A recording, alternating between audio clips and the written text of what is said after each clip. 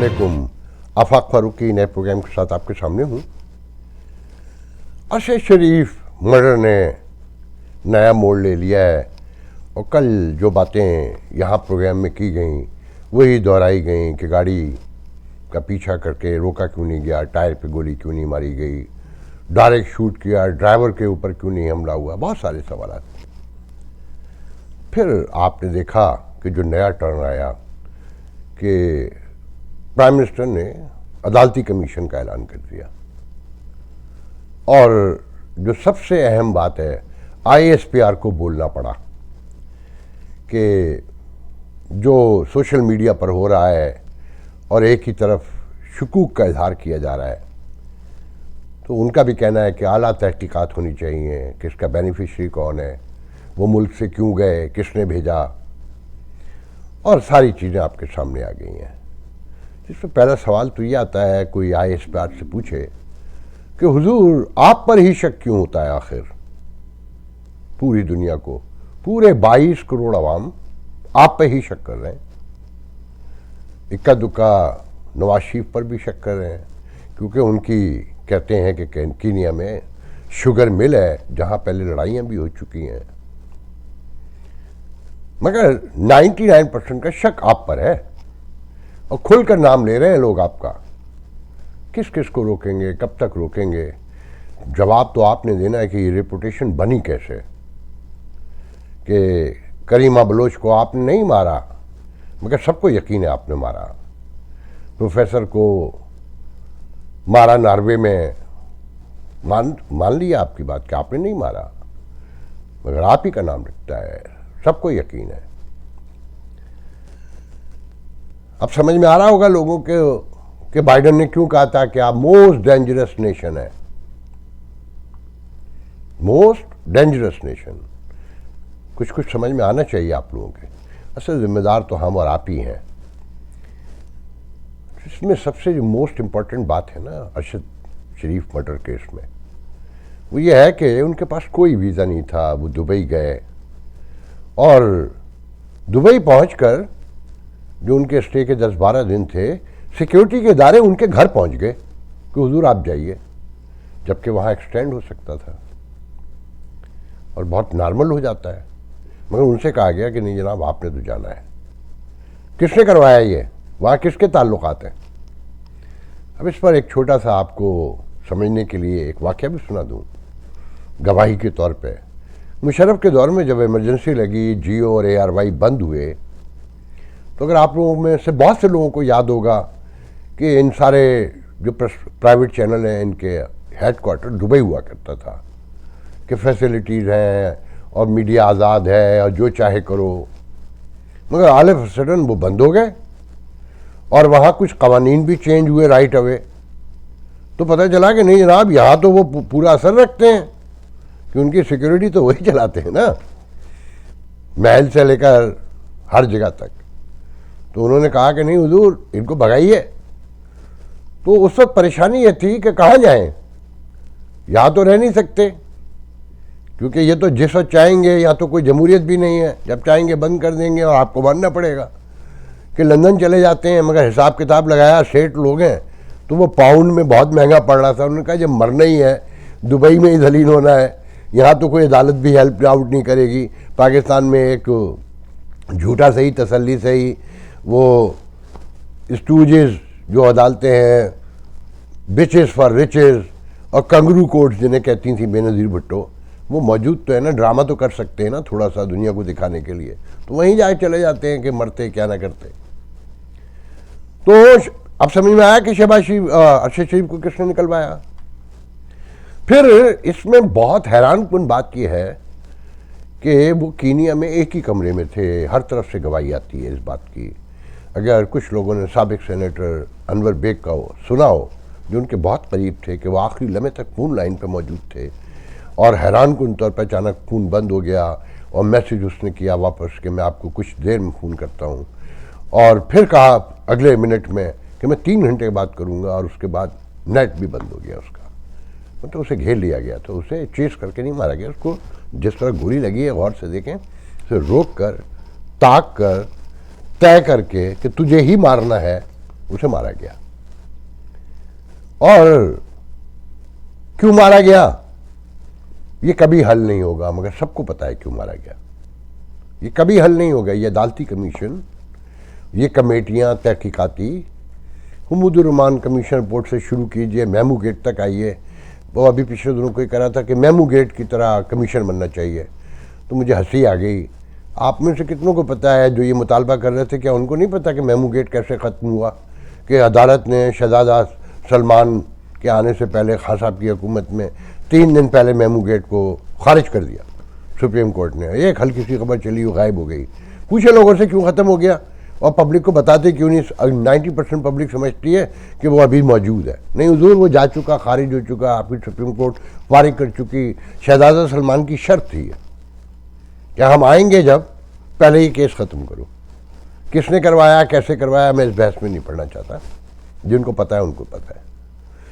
अब यहाँ सबसे जो हैरान कुन बात है ना, ARY इतना बड़ा चैनल, दुबई में उनका सेटअप, लंदन में उनका सेटअप, अमेरिका में उनका सेटअप, इतना बड़ा मीडिया, दावा ये कि दुनिया में सबसे ज़्यादा वही देखे जाते हैं। चिराग सेठ, वो लंदन का वीज़ा नहीं लगवा सकते थे इमरजेंसी में। कोई छोटा नाम तो नहीं था ना, बड़ा नाम तो था ना। अरशद शरीफ एक नॉर्मल कॉमन मैन तो पाकिस्तानी नहीं थे। हर जगह से बेसिकली तो आम आदमियों के लिए तो ये है कि होम कंट्री से अब वीज़े लगते हैं। अब तो कनाडा भी वीज़ा अमेरिका अगर कोई विजिट पे तो नहीं देता, पहले बड़े आराम से लगा देते थे पाकिस्तान से आने वालों को, अब नहीं लगाते।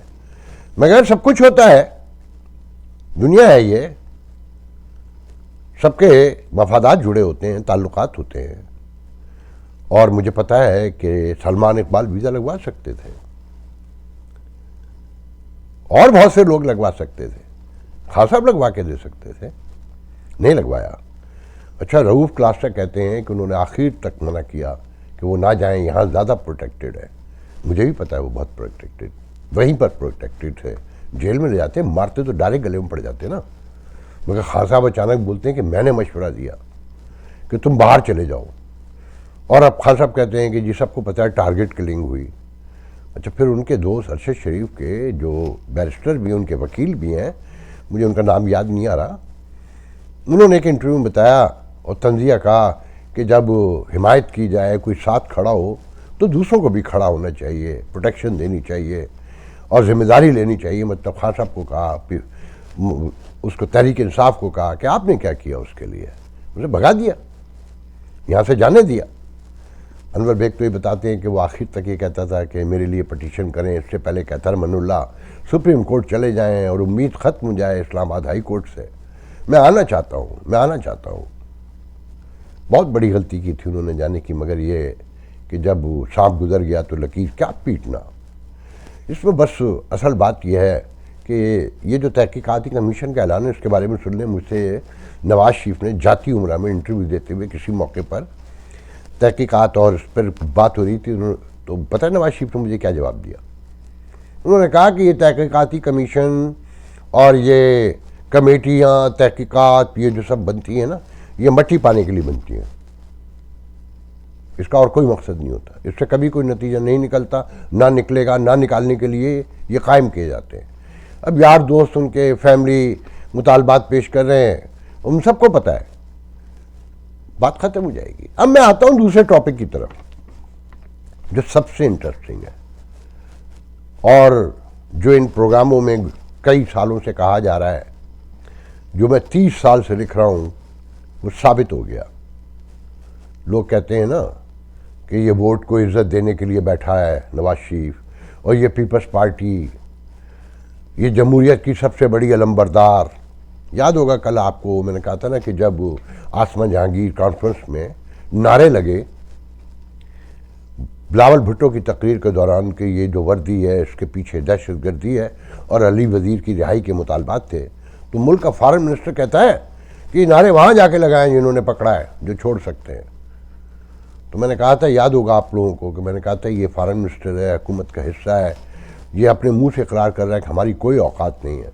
तो कल वो सुने क्या कहता है कहता है ये मेरी गलती थी, मैं हुकूमत का हिस्सा हूँ और नारे नहीं लगने चाहिए थे, ये बड़ा अफसोसनाक वाक़या था। ये माफ़ी मंगवाई गई है और बिलावल साहब को भी शायद इस्तीफ़ा देना पड़े जैसे आज़म तारड़ को देना पड़ा। आज़म तारड़ तारीख़ में गंदे नाम के तौर पे याद रखा जाएगा सारी उम्र। मैं भी बताता हूँ उस आदमी का करैक्टर और इस नवाज शरीफ का करैक्टर। आपने देखा कि बिलावल ने माफ़ी मांग ली नारों के ऊपर, जो अपने हक मांग रहे हैं, जो सबको पता है कि अली वज़ीर के साथ क्या हुआ है। वो तालिबान से मुज़ाकरात कर सकते हैं मगर अली वज़ीर को नहीं छोड़ेंगे, क्योंकि अली वज़ीर के हाथ में बंदूक नहीं है। उसके ख़ानदान के 18 लोग मार दिए इन्होंने, मगर वो बोलता है सच तो इन्हें चुपता है। किसी को अंदर कर देते हैं, किसी को मार डालते हैं। लाख मुखालफत से ही मेरी अरशद शरीफ से नज़रियाती तौर पे कि वो एक तरफा सहाफ़त करते थे, क्योंकि खान साहब भी तो मोर ही हैं ना, 3 बार मुज़ाकरात करते हैं और साफ कहते हैं आइन से नराब करो और मैं हक पर हूँ, मेरे साथ खड़े हो वरना तुम जानवर हो। शर्म नहीं आती, उन्हीं के कंधे पर बैठ कर आते हैं। कोई एक है, अब ये सुने, जो वोट को इज्जत दे रहा था, इसने एक्सटेंशन के मौके पे वोट का रेप किया। इसने फिर मुल्क से निकलते हुए पहले ही रेप कर चुका था वोट का। अब इसने कैसे रेप किया सुने, अपने केस ख़त्म करवाने के लिए। जो 28 जुलाई को जुडिशल कमीशन जो सुप्रीम कोर्ट में इजलास हुआ था नए जजों की तकर्री के लिए, तो उसमें 5 जज जूनियर इस्टेब्लिशमेंट भरना चाहती है फायरीसा को कंट्रोल करने के लिए कि अगर वो चीफ जस्टिस बन जाए। और पता नहीं क्यों मेरा दिल कहता है वो चीफ जस्टिस नहीं बन पाएंगे। जैसे मैं कहता हूँ लॉन्ग मार्च नहीं होगा, जैसे मैं कहता हूँ कि बाजवा नहीं जाएंगे। और अब मैं आपको बता रहा हूँ कि बताने कहने वाले कहते हैं कि ये सब तरले डाल रहे हैं कि हुजूर आप अपना अज़्म तोड़ दीजिए, आप ना जाइए, और वो अज़्म का इजहार करते रहेंगे आखिरी लम्हे तक और वो नहीं जाएंगे। ये अरशद शरीफ का मर्डर, ये सब कुछ कौम को एक तरफ लगाना है ताकि जब ये संगीन तरीन वाक़या हो तो लोग उस तरफ तवज्जो ही ना दे पाएँ कि इस दौरान और बड़े बड़े अभी वाक़यात हो सकते हैं। ध्यान में रखिएगा कि उन्हें चीफ वो पुरअज़्म है कि वो छोड़ देंगे, मगर उनका अज़्म, हुकूमत, पोजीशन सब मिलकर तोड़ देंगे कि नहीं हुजूर आप नहीं जाइएगा। वही स्टेटस को कंटिन्यू करेंगे और लोग ये कहते हैं कि जो बाकी जनरल हैं कोई तशवीश नहीं फैलेगी, उन सबको पता है एक ही ने किसी ने बनना है तो कोई बने ना बने क्या फ़र्क पड़ता है, यही कंटिन्यू कर लें, सबको माल तो मिलता रहता है ना। कल जिन साहब से मेरी बात हो रही थी वो कह रहे थे कि जब एक 4 स्टार जनरल रिटायर होता है ना तो $20 मिलियन होते हैं उसके पास, एसेट्स, प्लॉट्स और सारी चीज़ें, और बाकी छोड़ें जो कुछ होता है, जो ताल्लुकात जो वैसे बनाया होता है। तो मैंने कहा कि क्या ये अमेरिका में मुमकिन है? तो उनका यार यहाँ से कंपेयर ना करें, वो एक लंबी बहस, मतलब सोचने को भी तैयार नहीं है लोग कि जनाब डेमोक्रेसी क्या होती है, राइट्स क्या होते हैं, किसका कितना हक बनता है। नहीं, सोचना भी गुनाह है। बहरहाल मैं वापस आता हूँ। तो आज़म तारड़ जिन पर पहले ही एक दिन पहले कह दिया गया था कि इस्तीफ़ा दे दें, क्योंकि इनकी मौजूदगी में भी आसपा जहांगीर कॉन्फ्रेंस में नारे लगे कि ये जो दहशत गर्दी है इसके पीछे वर्दी है। तो हुकूमत से कहा गया कि हुजूर इनसे कहें इस्तीफ़ा दे जाए, मगर इनको रोका गया एक दिन किस लिए कि जुडिशल कमीशन में जो पिछली 28 जुलाई को इन्होंने जूनियर जजेस की मुखालफत की थी, सिंध के 2 जज थे शायद उसमें और एक पंजाब के थे, उनको में से 2 जजेस को थूक कर फिर चाट लिया बकौल गुगली न्यूज़ के कि उन जजों को हुकूमत के अटॉर्नी जनरल अशतर औसाफ जो हमेशा से इस्टेब्लिशमेंट के आदमी हैं और ये जमहूरियत का पासबान, बार का नुमाइंदा, वकला तंजीमों का बड़ा दिल दादा आज़म तारड़, आज़म नज़ीर तारड़, पूरे जो भी नाम है, इन्होंने वोट दिया उन्हीं जूनियर्स के हक में जो फायरीसा और उनके अपने जो 4 लोगों ने वोट नहीं दिया कि ये जूनियर तरीन है। चौथे नंबर पर आते हैं 2, एक पंजाब से और एक सिंध से, एक को मुस्तरद कर दिया और इन्होंने वोट दे के उनको जज बनवा दिया। और अब ये जो जज जूनियर जज भर दिए गए हैं ये 15-16 साल तक इस्टेब्लिशमेंट के काम आएंगे। मतलब ये जो पपेट सुप्रीम कोर्ट थी ये ऐसी ही रहेगी, आप फायज ईसा को ले आइए, क्योंकि अब तो अक्सरियत उनकी हो गई है, फायज ईसा बेचारा अकेला क्या कर लेगा। फिर पंजाब के 9 जज हो गए, बाकी 5-6 ही रह गए ना 3 सूबों से। तो ये चौकीदार से लेकर जहाँ तक चले जाइए एक ही सूबे के लोग हैं, एक ही की हुकूमत है, लड़ाई भी वहीं है, सब कुछ वहीं है। बाकी तो कॉलोनी है, रहना है रहो, नहीं रहना है नहीं रहो, कोशिश करो बोटों में बैठ के भागो, जहाज़ों में छुप के निकलो, जहाँ से भी हो, जेलों में जाओ, या फिर वहीं सिसक सिसक के मरो। ये नवाज शरीफ, ये पीपल्स पार्टी, जरदारी, इन्हें सिर्फ इक़्तिदार चाहिए लूट मार के लिए, और इनका कोई काम नहीं है। हुकूमत तो वही चला रहे हैं ना सारी की सारी। आप अंदाज़ा लगाएं बेशर्मी की, बेगैरती की, कि एक्सटेंशन से लेकर अब सुप्रीम कोर्ट तक खुफिया डील कर ली। अब केसेस अपने भी ख़त्म करवाने, बेटी के तो करवा लिए, और वो बेशरम आदमी वज़ीर-ए-आज़म कहलाता है, जिसके हाथ में कुछ भी नहीं है, जो सिर्फ अपने काम निकाल रहा है, अपने बेटे के, अपने ख़ानदान के, अपने केस। बिल्कुल खान साहब ठीक कहते हैं, मगर खान साहब का भी अपना यही हाल है कि भाई जब चोर लाना है तो मुझे लाओ। अच्छा, वो बहुत वाज़े तौर पे कहते हैं, उन्होंने कहा कमाल है कि ये कहते हैं वो जहन्नम में गया आइन वाइन, बाकी मानते हैं, बाकी अंदर तो कोई भी नहीं मानता ना, मगर वो सामने है, लीपापोती करते हैं, आइन, कानून, डिसिप्लिन। खान साहब कहते हैं झूठ मत बोलो, साफ बात करो, बट कोई आइन वाइन नहीं है, मैं लूँगा बस। और आप माशाल्लाह से 22 करोड़, पहले इस 22 करोड़ को समझ लें। ये सैलाब आने के बाद तो पूरी दुनिया ने देख लिया ना। कहते हैं 65% आबादी देहातों में रहती है, अब नहीं रहती है, मेरे ख्याल में 55-60 होगी। उन्हें तो ज़िंदगी का कोई तस्वुर ही नहीं है, उन्हें पता ही नहीं दुनिया है क्या। टेलीफोन से हैरानी से चीज़ों को देख लेते हैं थोड़ा बहुत, मगर पता कुछ नहीं है उनको, साइंस से, टेक्नोलॉजी से, डेमोक्रेसी से, सोशल साइंस, जो भी आप देखें ना, उन बेचारों को कुछ नहीं पता। वो एक सादी सूदी अपनी गंदम उगाते हैं, अपने चावल उगाते हैं, अपनी सब्जियां उगाते हैं, चारपाइयों पे सो रहे हैं, एयर कंडीशन का कोई तस्वुर नहीं है। मतलब वहाँ पे भी कोई 2-4 वडेरे जो शहरी इलाकों के में असल रहते हैं, जो उनके बोर्ड को कंट्रोल करना चाहते हैं, वही 2-4 लोग रहते हैं ना, बाकी तो उन्हें कुछ पता ही नहीं है कि तारीख कहाँ से कहाँ पहुँच चुकी है, इंसान कहाँ से कहाँ जाके खड़ा हो गया है इस मुल्क में। कल ही एक दोस्त ने बताया कि एंटी कैश रजिस्टर ख़रीद के लेकर आए, जो 1640 या 50 का है, कि कॉइन डालते थे तो उसका रजिस्टर का, कैश रजिस्टर का डोर खुलता था। उस वक्त इनके कैश रजिस्टर का तस्वुर मौजूद था। हमारे यहाँ तो अभी 16वीं सदी भी स्टार्ट नहीं हुई है।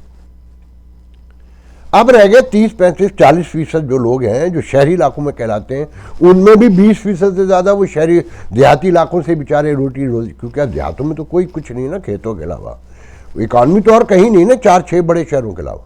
वो भी शहरों में आ गए, मगर वो क्यों आ गए कि खुद कुछ खा लें, किराया अदा कर दें, अपने बच्चों के लिए कुछ भेज दें, उन्हें भी दुनिया कुछ नहीं पता। ये बाकी 20% हैं जो नारे लगाते हैं, मुखालफतें करते हैं, हिमायतें करते हैं, और इस कोशिश में है कि उसने बड़ा घर बनाया तो मेरा भी जल्दी से बन जाए। उसे कोई मतलब नहीं है कि ये डेमोक्रेसी है कि नहीं है, कौन मर गया है, किसको मार दिया गया है और क्यों मार दिया गया है। अगर मुखालिफ का मारा गया है तो बहुत अच्छा हुआ है, मेरा मरा है तो हाय फलाने ने मार दिया। ऐसे हालात में वही प्रिवेल करेंगे ना, वही जीतेंगे ना, वही सब कुछ उन्हीं के हाथ में रहेगा ना।